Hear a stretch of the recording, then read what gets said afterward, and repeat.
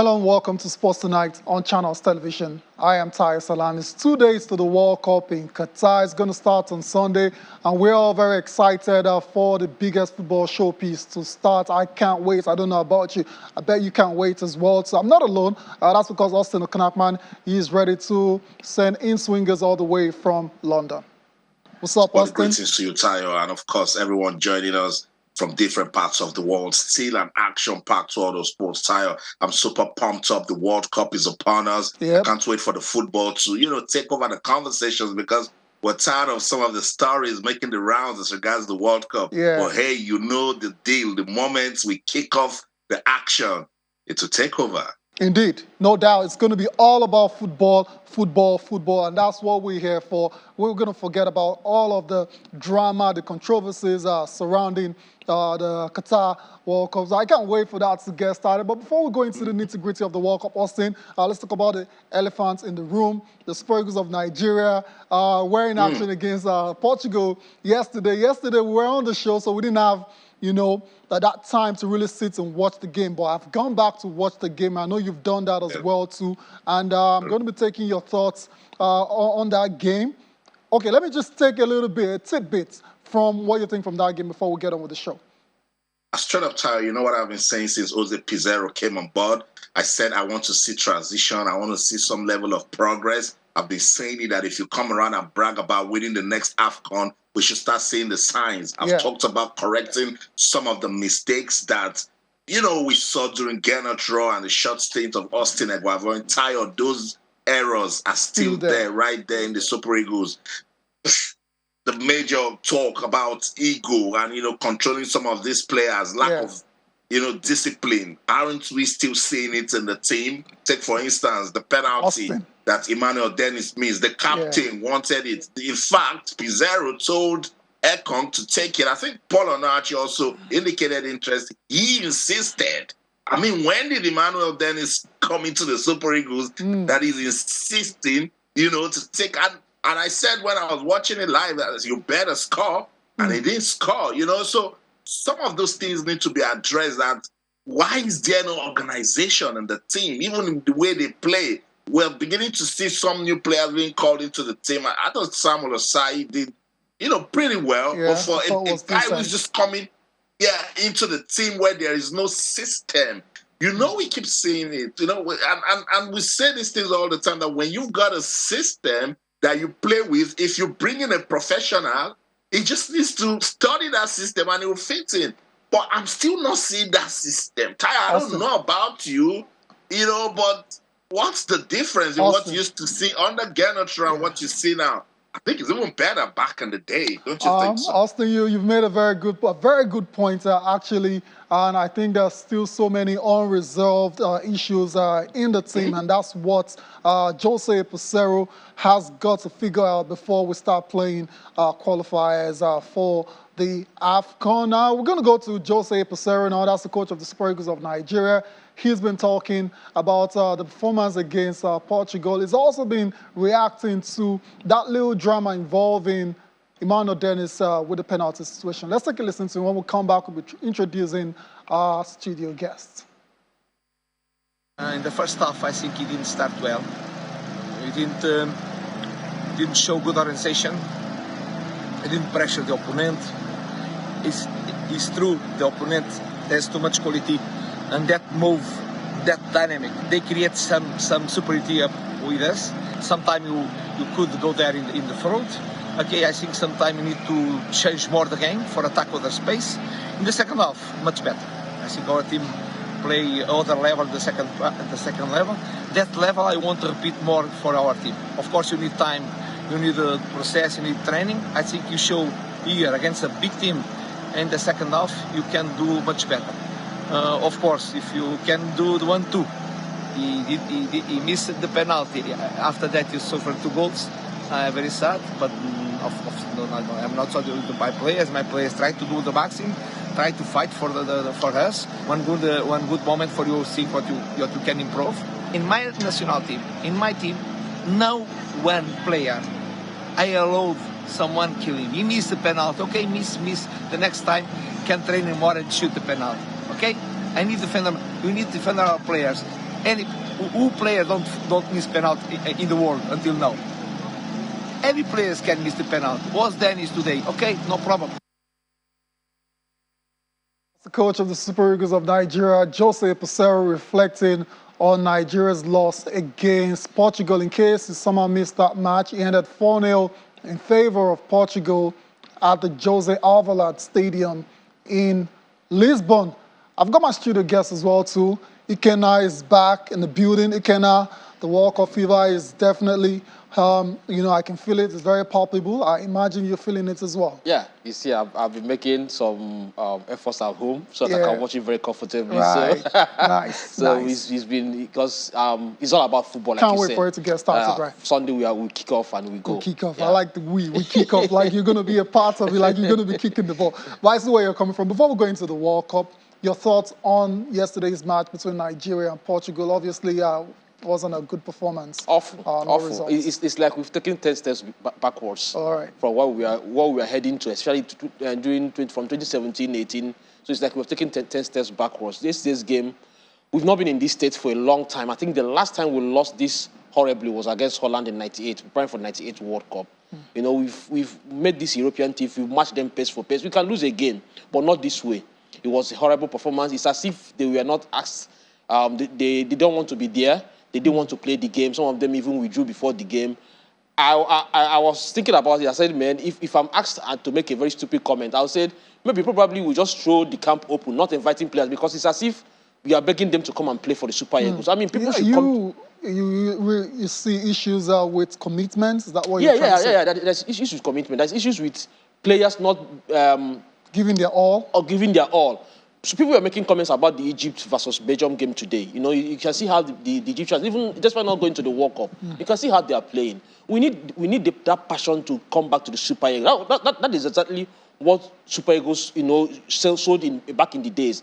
Passion, commitment. Even if they are playing against teams that are far better than them in terms of on paper. Yeah. But you see the commitment in them. You can't fault that. But these days, it's just a group of people going into the field, no plan, no game plan, no fighting for each other, and just lose a game and nothing happens. I mean, they should also consider us the fans that are emotionally attached to the team. I mean, it was very embarrassing to watch yesterday. Embarrassing is the very word. Embarrassing. Austin, all right, while we wait for Austin, embarrassing is the word used by Ikenna right here in the studio, and you can understand where it's coming from. At times in that game, it looked like boys versus men, and these are all professional players. I mean, Nigerian players play for top clubs around Europe, so the golfing quality shouldn't have been that wide, if you ask me, but that's exactly how it turned out to be. Yeah, I saw zero passion. There was no hunger.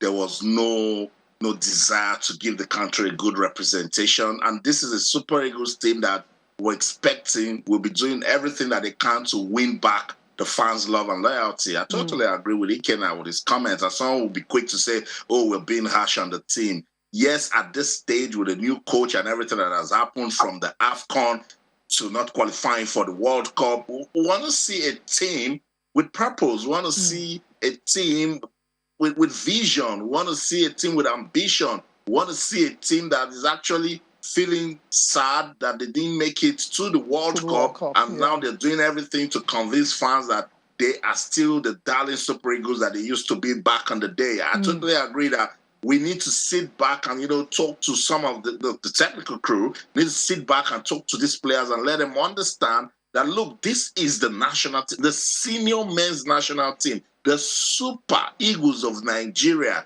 They will start feeling the heat when the World Cup kicks off. Yeah. They see that they're watching it from the comfort of their living rooms instead of sweating it out there in Qatar. So we want to see something special. We want to see something different, particularly if we want to go by the vibes Jose Peseiro gave to us when he took the job. Yeah. We're not seeing it. And I don't want to blame the technical crew entirely. The players also need to wake up. They need to sit up. For instance, when it was 2-0, if Samuel Chukwueze had converted his chance, it would have been 2-1. If Emmanuel Dennis, after fighting, to take the penalty and converted it, it would have been 2-2. Yeah. But they just went out there and played like there was after us, Portugal is going to the World Cup, but they're forgetting that the record stays with them. They were beaten 4-0 with an abysmal performance. So it's disappointing. Tonight I just want to sound like someone who loves Nigerian football, who is a fan, who is passionate about the progress of the Super Eagles, and tell everyone involved in that affair to sit up, to wake up, and start winning again. Sit up, wake up, start winning again. That's the message from Austin. I imagine from a lot of Nigerians out there as well, because trust me, they weren't happy last night. Very disappointed Super Eagles fans are out there. And I hope the coach, the NFF, the players have gotten the message. All right, let's leave the Super Eagles up for now and carry on with the show. It's 2 days to the World Cup. We can't wait for it to start on Sunday. It's going to be the host nation, Qatar, taking on Ecuador in the very first match. It's going to be played at Al Bayt Stadium. Before we bring on our guest, we've got a special guest who's going to be helping us take a look at Africa's chances at the World Cup. Let's give you some very interesting numbers coming from this competition, and some very interesting ones indeed. Let's start with the Netherlands goalkeeper. Andres Noppert is going to be the tallest player at the World Cup, standing at 2.03 meters. That's just 2 meters taller than Nigeria's Paul Onuachu. Of course, Nigeria didn't make it to the World Cup, so that's a bit of a shame. But I had to say that. Let's move on to our very interesting numbers again.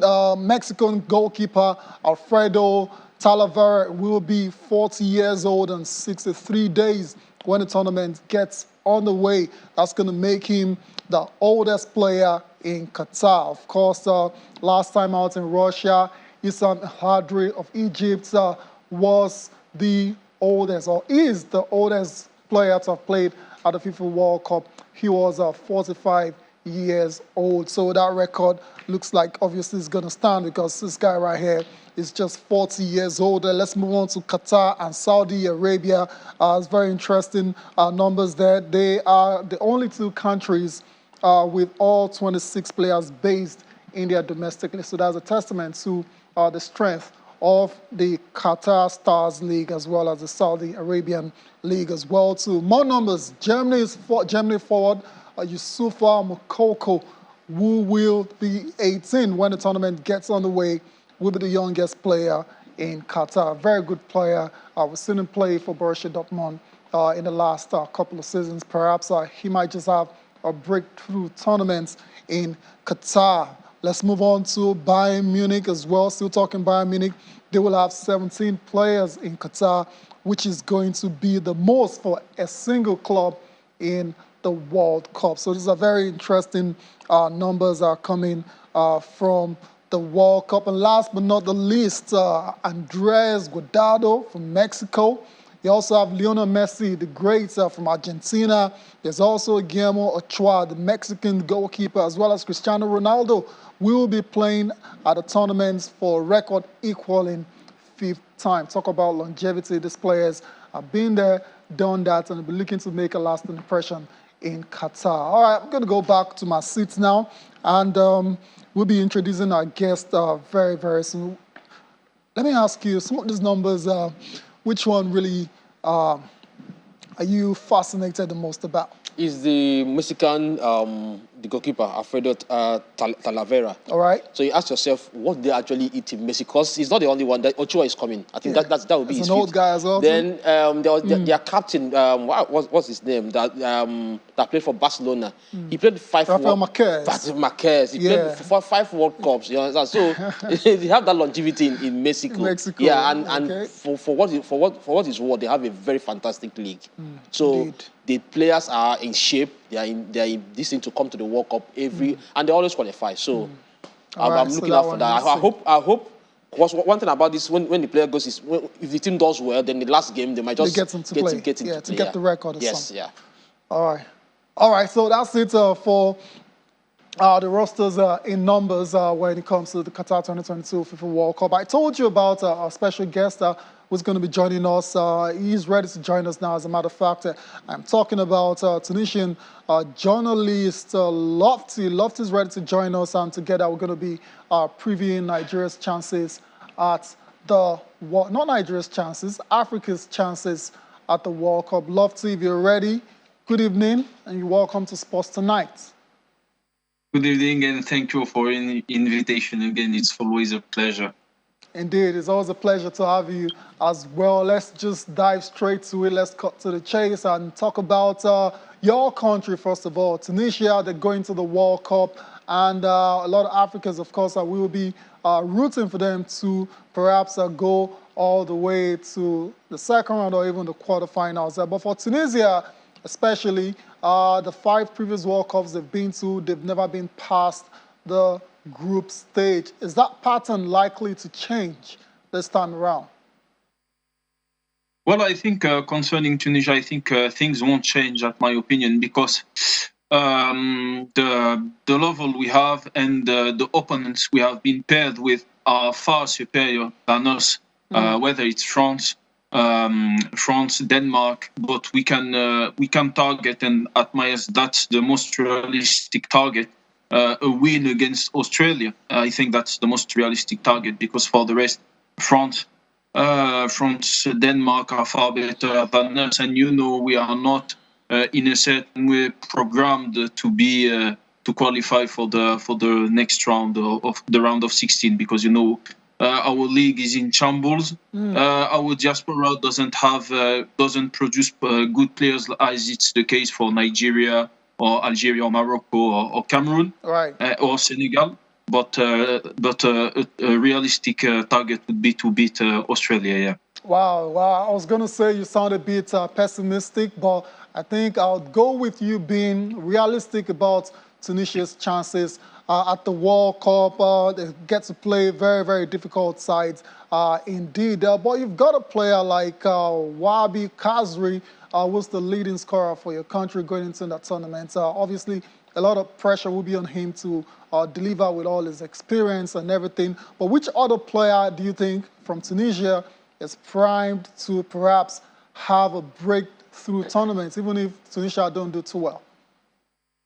I think if they play Issa Al-Aidouni, who is playing at Ferencváros, he joined the national team, I would say just 1 or 2 years ago, and he immediately imposed himself in the midfield of the team. I think he will be one to watch, and also especially big hopes also are turned towards the new jewel of Tunisian football, who is Mohamed Ali Ben Ramadan, the star of Espérance Tunis. He's the new jewel of Tunisian football, and he will play in the midfield. And I think those 2 players will be the 2 to watch in Tunisian team. Obviously with Youssef Msakni also, who is the talisman who has been there since a long time. All right. Well, what about the young star Hannibal? Well, I think personally I wouldn't have selected him, despite him having a few minutes or appearance at Birmingham. I think he's still too tender. I would say I have never been impressed by him. Okay. But now he's there, so we'll have to cope with him, and let's see what he will prove, because he has already played the Arab Cup last year at the same place. Now he'll play the World Cup at just 19. He's accumulating massive experience for the future, because for the future he will be logically a key part of the team. But at the moment, I think for me, he's not a key part of the national team. Right, Hannibal one for the future. That's according to Lofty. All right, we're gonna we have to let you go now. We just wanted to quickly get your thoughts on Tunisia's chances at the World Cup, and you've done just that. Hopefully, they can, surpass your expectations and go all the way to, or go past the group stage, if possible. Thank you very much for your time. Thank you very much. It was a pleasure as usual. All right, we need to go on a break now. We'll come back. We'll continue our build-up, a preview of the 2022 FIFA World Cup in Qatar. Join us again. You're welcome back to Sports Tonight on Channels Television. It's 2 days to the World Cup in Qatar, and the very first game of the competition is going to be played between the host nation, Qatar, and South American representatives, Ecuador, and it's a date in history, or a date with history for the Qataris, because it's going to be their debut at the competition. There's a confirmation of the fixture. It's going to go down on Sunday between those two countries, and like I said, as a date with history for Qatar, will be making their debut in this competition. They're going to face Senegal as well as Netherlands in Group A. But before we get to that game, we're going to focus on this particular match, which is going to be played at the Al Bayt Stadium, and one of the biggest stadiums for this competition in Kenya. And we're going to see, beautiful pictures coming of that very magnificent facility in Qatar. There you go. That's where the opening ceremony will take place. Will go down on Sunday between Qatar and Ecuador. It's located about 30 miles from the center of Doha. The capacity is 60,000, and it's going to host 9 matches during the tournament, including the opening game, like I mentioned already, as well as a quarterfinal and a semi-final game. It has a retractable roof and traditionally Arabic tinted design. Eye-catching stuff, you'd say. Over to you. I mean, this guy has invested a lot in building this 8 stadiums. It's actually beautiful. And Look at that. I mean, the players that are going to, grace this field, they will be excited. Yeah. It's amazing. I know they spent a lot. They want to put on a good show. They want to. Because of a lot of criticism, right from where they got the hosting rights, so it's almost like they have a lot to prove. Yes, they're going all out. Both on and off the field, they have a lot to prove. Yeah. So, and it's not even from the statement they made 2 days ago, or there's still controversy in the whole setup. But football will be played, and we are going to watch, and we are going to enjoy. Every other thing will be noise. Will be on the background. On the background. So we'll focus on the game. Once the point starts clicking, the point starts coming in, then everything will take shape. So Sunday, Qatar versus Ecuador. Right. Well, I think people underestimate Qatar. They are Asian champions. Yeah, 2019. So and they won it against all odds, despite the hostilities against them from the rest of the Asian or Arab brothers. But they are here, and I think they are going to give a good fight in this World Cup. It's their first. They have 10 players born outside Qatar. We know how that happened. Yeah. So, but they are going to prove themselves, make sure that, because what the discussion prior to this was, they're not a footballing nation. Yeah. They want to prove it on the world stage, and this is a good way to start. So all eyes will be on them, and all eyes will be on Ecuador for that opening game. Indeed, the fans will turn out en masse to support Qatar. So Ecuador can forget about any kind of support in the stadium or the Al Bayt Stadium. They'll be overwhelmed. They will be, and I agree with what you've said. In a lot of people overlooking Qatar because, of course, they know football superpower, but the champions of Asia. Yeah. I mean, Asia has got all the great teams like Japan. Exactly, they won that competition. Yeah.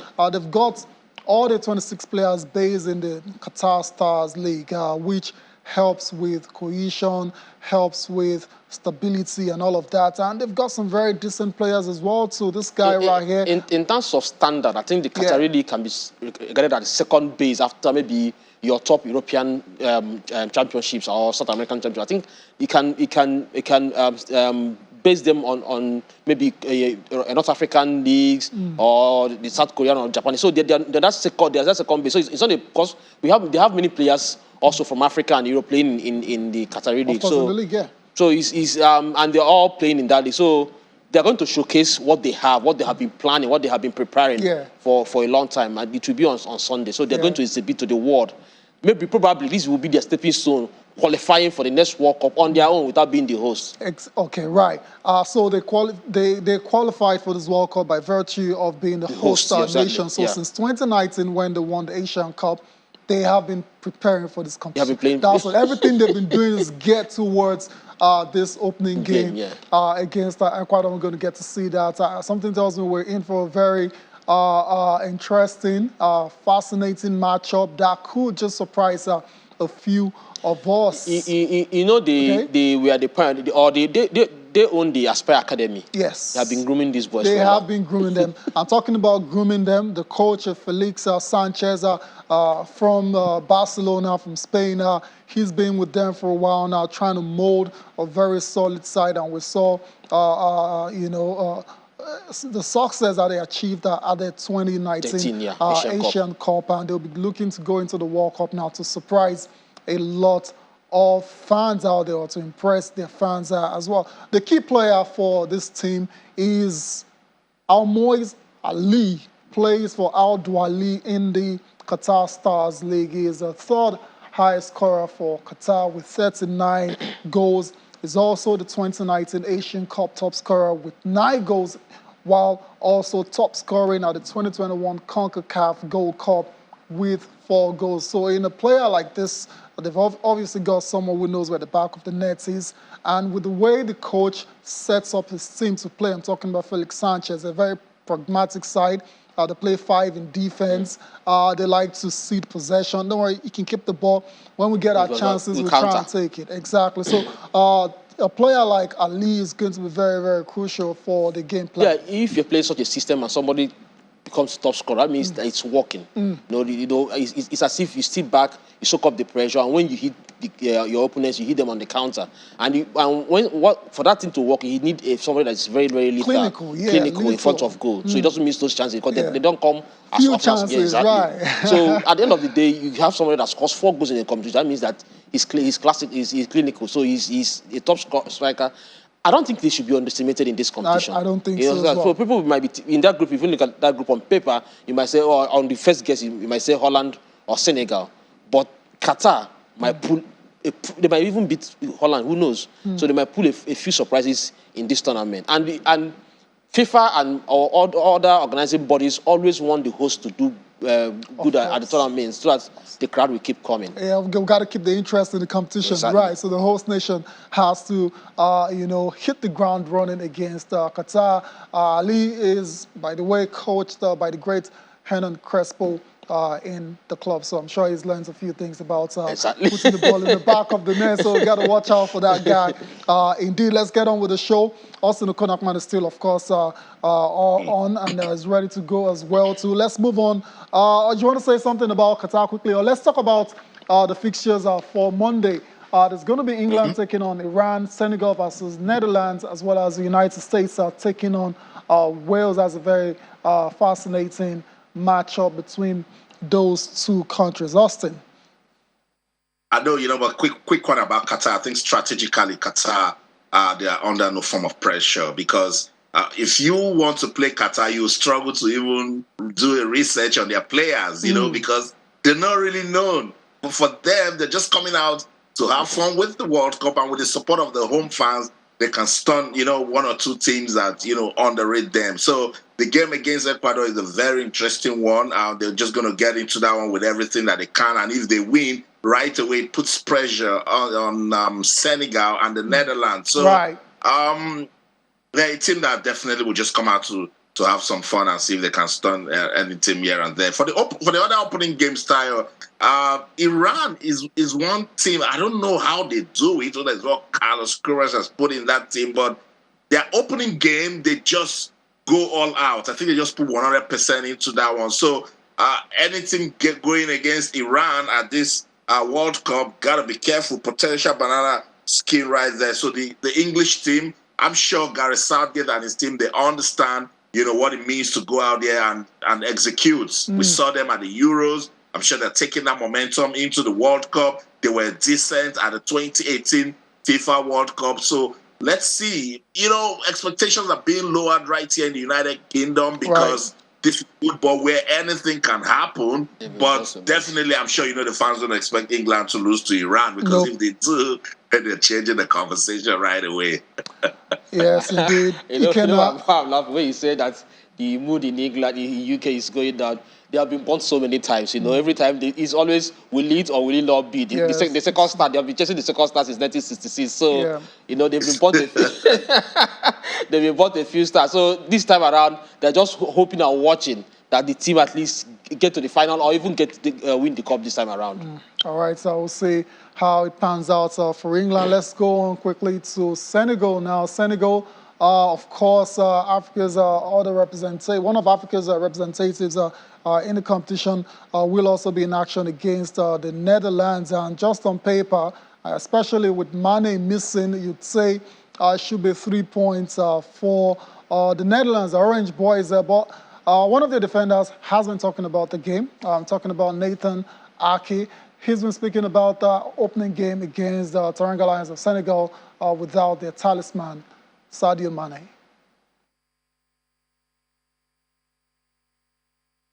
Not only him, but all the injuries are obviously a negative for the World Cup. I think the World Cup is for those kind of players. I think everyone wants to see those kind of players in the tournament.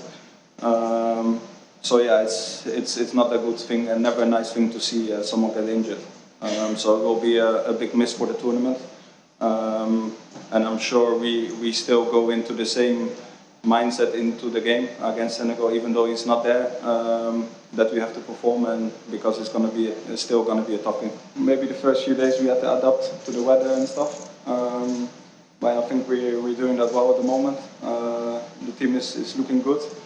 The last few sessions has been intense, but very good. So we're enjoying it at the moment, and hopefully we'll be physically and mentally ready.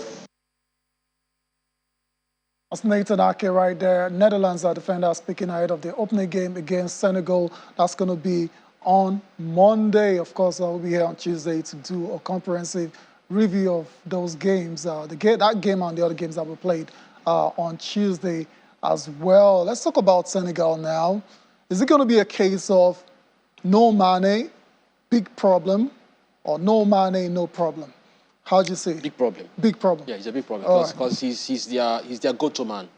So it's going to be a big problem. But I think it's an opportunity for someone else to rise up to the occasion. True. But one thing, if Senegal can hear me, one thing I will tell them is that there's something special about Holland. Really? Yes, there's something special about this Dutch team. This set of Dutch players, there's something special about them. Remember they missed out on the last World Cup in Russia, so they're coming back and they're looking to make serious impression.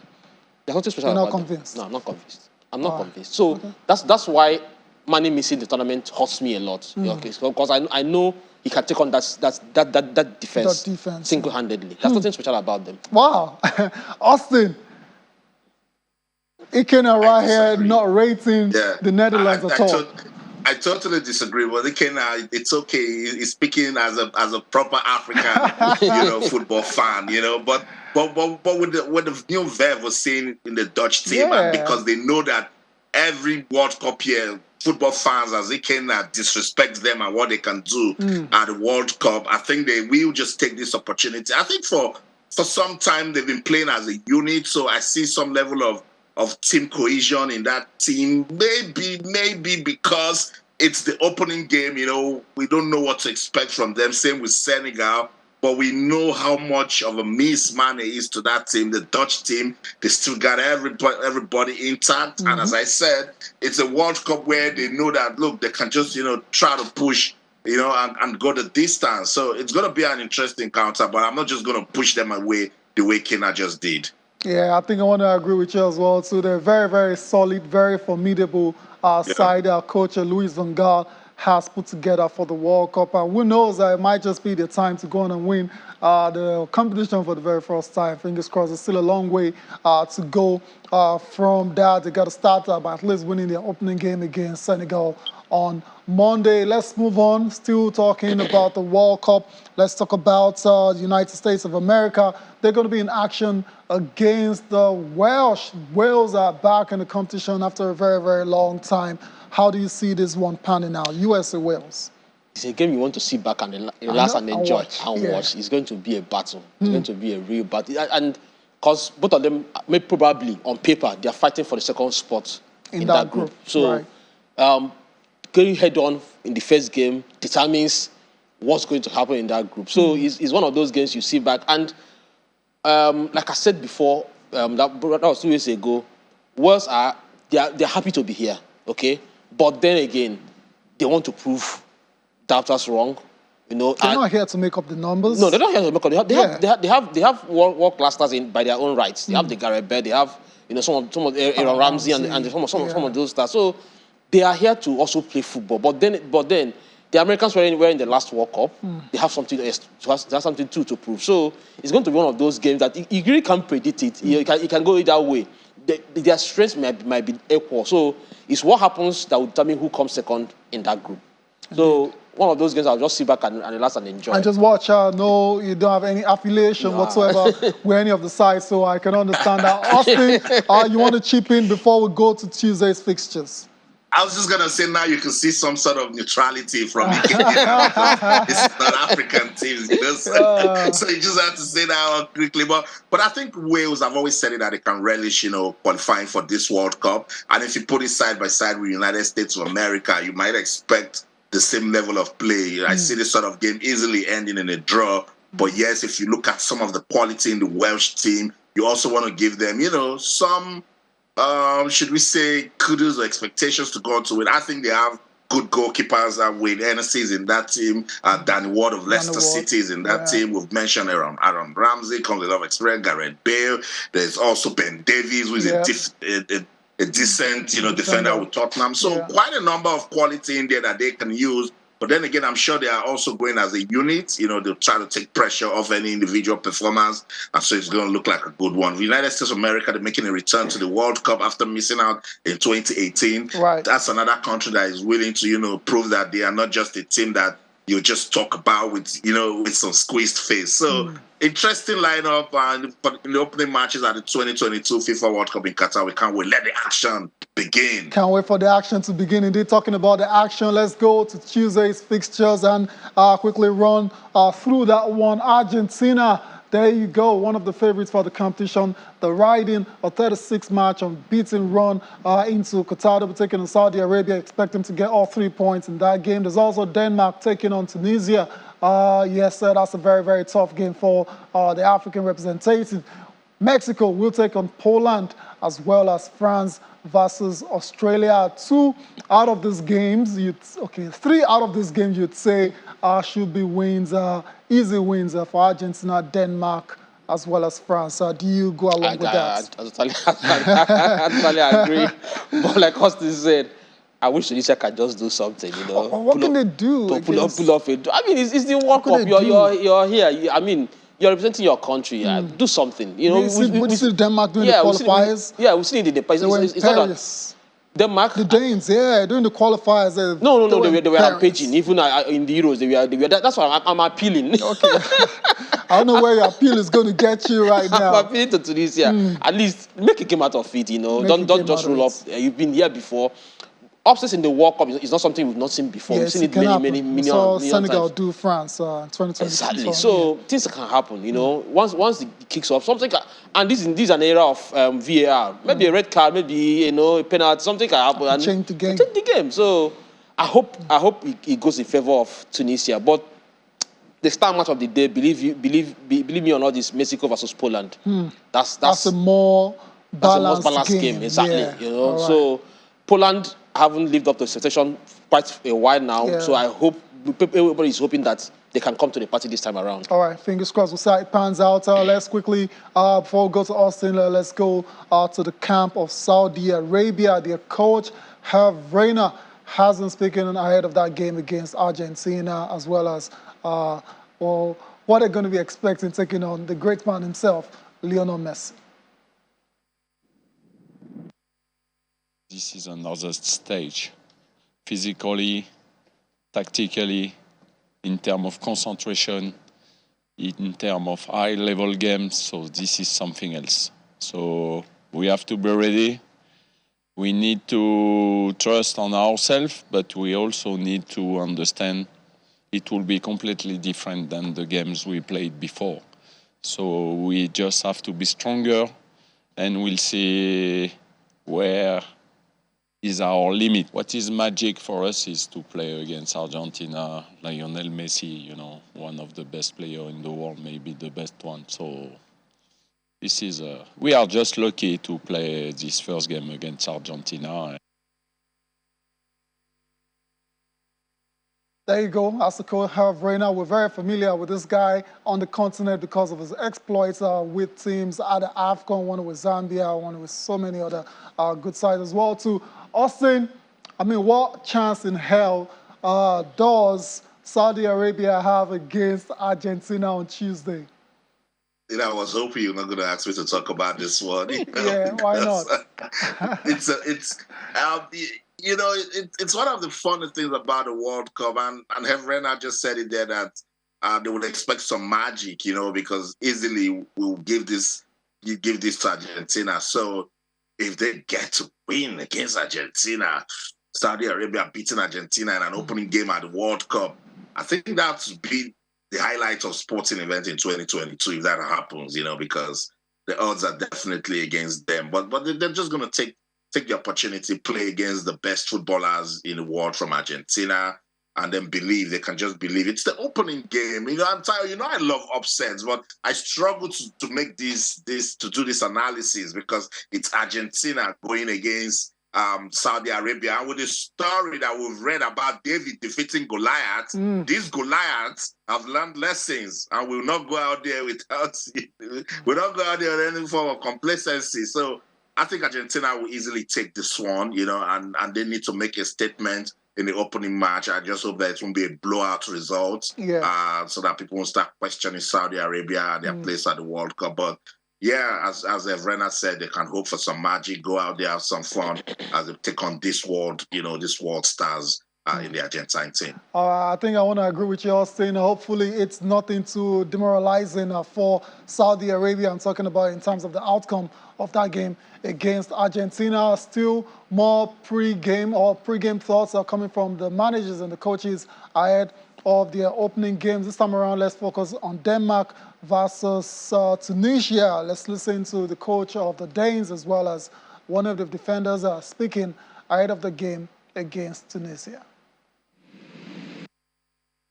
I think we're ready to take that challenge, to be not to be underdogs, but to really have self-confidence and go on the pitch and believe in what we do. I have great respect for that match. It's a very passionate team, and they have the whole crowd with them in the first match. We have 30,000 spectators from Tunisia probably, and it's a very emotional football team on and off the pitch, and they have great quality, and it's a game where we have to show that professionalism and that tempo and that unity that we've been playing with, and we have to show it because otherwise we have problems. And we want to go through to the next stage, so there's pressure in every single game.